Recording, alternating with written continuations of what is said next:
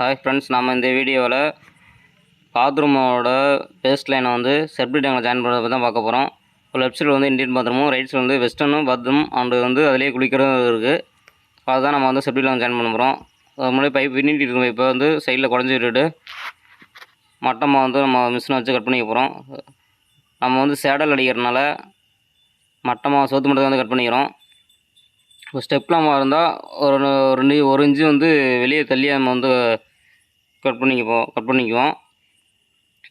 So மட்டமாக cut பண்ணதுக்கப்புறம் நம்ம 4-5 எல்போ வந்து ஒட்டிக்கிறோம். டோர் எல்போ தான். டோர் எல்போ போட்டதுக்கப்புறம் கீழே வந்து பிளைன் எல்லில் தான் போட்டு மேலே வந்து விட்டு போய் தூக்கிக்கிறோம். ஸோ ஒய் ஜாயின் போட முடியல, அதனால தான் நம்ம டி ஜாயின் போடுறோம். இல்லைனா எப்போவுமே நம்ம ஒய் ஜாயின் தான் போடுறது. டி ஜாயின் நம்ம ஒட்டிட்டு இதுக்கு மேலே வந்து 4-5 ஏர் வந்து தூக்கல. ஸோ அதை ரெடியூஸ் பண்ணி 4க்கு 2.5 புஷ் போட்டு தான் நம்ம வந்து 2.5 பைப்பில் வந்து ஏர் தூக்க போகிறோம்.